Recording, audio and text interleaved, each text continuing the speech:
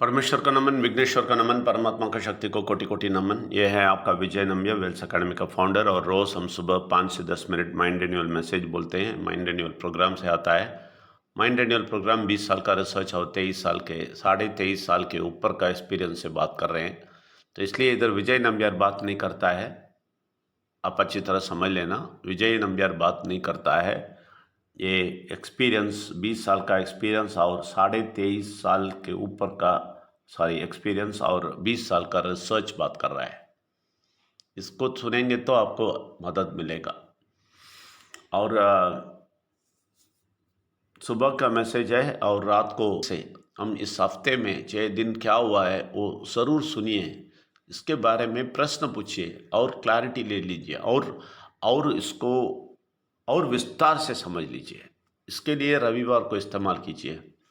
ज़रूर इस्तेमाल करने तैयार होकर आ जाइए, हैंड रेस कीजिए, प्रश्न पूछिए, क्लैरिटी ले लीजिए। वो विस्तार जब लेंगे आप तो आपको ही नहीं, उधर जो बैठे हैं सब लोगों को मिलेगा। इसलिए बहुत बड़ा काम है वो करें तो आपके लिए अच्छा ही है। और डिस्क्लेमर देना चाहते हैं, हम किसी धर्म को नीचे नहीं डालते हैं, किसी को ठेस नहीं पहुंचाते हैं। सब धर्म बोलने वाले परमेश्वर को, परमात्मा को ऊपर उठा के दिखाते हैं। देखिए, सारा धर्म इसलिए बनाया गया परमेश्वर के बारे में बोलने के लिए, लेकिन ये धर्म के अंदर घुस गया तो इसलिए हम धर्म को कुछ नहीं बोलते हैं। क्योंकि जो धर्म बनाया गया परमेश्वर को बोलने के लिए, वो परमेश्वर के बारे में बहुत ज़ोर से बोलते हैं। इसलिए हम किसी धर्म को नीचे नहीं डालते हैं, किसी को ठेस नहीं पहुंचाते हैं। लेकिन ठेस पहुंचता है जब सच्चाई बोलते हैं। जो हम जिंदगी में अभी तक जो हम फॉलो किया, उसको हम उसके अगेंस्ट हम बोलेंगे तो गुस्सा ही आएगा, गर्म ही होएंगे आप। लेकिन ये कड़वी बात सच्चाई है, उसको बर्दाश्त करना बहुत ज़रूरी है। जो बर्दाश्त नहीं कर सकते वो भाग जाते हैं, जो बर्दाश्त करेगा वो बचेगा। तो इसलिए ज़रूर आप सुनते रहिए, तभी आपको ये मीठा लगेगा और ये आपका ज़िंदगी को भी मीठा बनाएगा। राइट। तो आज के इसमें मैं कुछ दिन से यही बोलते हैं, परमात्मा का शक्ति हमारे अंदर कैसे आएगा, हम उसको कैसे ले सकते हैं, हम कैसे बदल सकते हैं, हम कैसे बदलते हैं, ये सब बोल रहे थे। इसमें एक महत्वपूर्ण बात यह है कि आप अगर सोचते हैं कि मैं उड़ीसा में हूँ, मैं झारखंड में हूँ, मैं बिहार में हूँ, और किधर भी हो, अब आप उस जगह को बोलते हैं और बोलते हैं मैं इधर हूँ, तो आप परमेश्वर के पास नहीं आया है। अगर आप परमेश्वर, विघ्नेश्वर और परमात्मा का शक्ति, उसमें विघ्नेश्वर को 100% समझ के, वो आपके लिए बलिदान दिया है वो समझ के, उसको 100% विघ्नेश्वर को लेते, तो आप इधर से उठ के दक्षिण भाग में परमेश्वर का दक्षिणा मूर्ति बन के, ये दक्षिणा मूर्ति विघ्नेश्वर के साथ बैठे हैं। आप उड़ीसा में नहीं, बिहार में नहीं, ठीक है ना? आप उड़ीसा में, बिहार में, झारखंड में कहीं भी नहीं है। आप बैठे हैं महाराष्ट्र में नहीं, किधर भी नहीं है। आप बैठे हैं परमेश्वर के साथ, विघ्नेश्वर के बगल में, परमेश्वर के बगल में विघ्नेश्वर के साथ बैठे हैं। ये शक्ति किसको मिलता है मालूम है? ये समझ किसको मिलता है मालूम है? जो परमेश्वर, विघ्नेश्वर और परमात्मा को शक्ति को 100% समझता है। और उसमें इम्पॉर्टेंटली विघ्नेश्वर को 100% अंदर लिया है। उसको पूरा का पूरा पहचानता है, वही बोल सकता है। नॉर्मल लोग नहीं बोल सकते। आप सिर्फ परमेश्वर, विघ्नेश्वर, परमात्मा शक्ति बोल के नहीं बोल सकते हैं। आप उधर बैठे हैं, नहीं नहीं नहीं नहीं नहीं। कौन 100% समझते हैं वो उधर बैठे हैं। बाकी सब इधर ही बैठे हैं, दिल्ली में बैठे हैं, आप झारखंड में बैठे हैं, बिहार में बैठे हैं, हाँ, महाराष्ट्र में बैठे हैं, सब जगह बैठे हैं। आप उनके साथ नहीं बैठे हैं। क्यों? आप दुनिया के बड़ा बड़ा देखते हैं, दुनिया का चीज़ सब बड़ा बड़ा देखते हैं। और बुरा शक्ति का सारा बात सुन के हिलते हैं, इसलिए आप उधर नहीं हैं।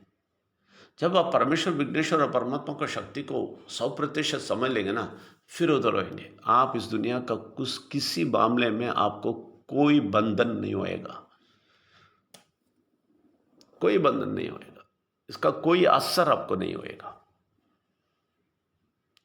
इसलिए बोलते हैं, ये आपको मालूम है ये शेर क्या करता है मालूम है?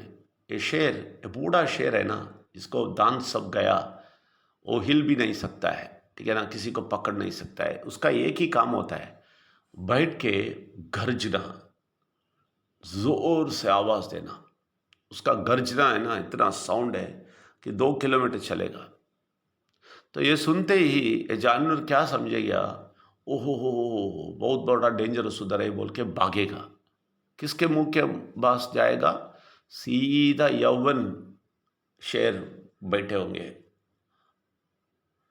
और ये औरत शेर है ना, मर्द शेर ये करेगा, तो औरत शेर सब बैठे होंगे तैयार होके पकड़ने के लिए, और यौवन शेर भी उस तरफ बैठे होंगे।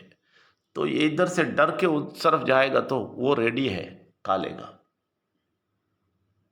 तो इसलिए ये जो गरजता है ना, जो आवाज़ देता है ना बुरा शक्ति, वो सिर्फ आवाज़ देता है हमें डराने के लिए।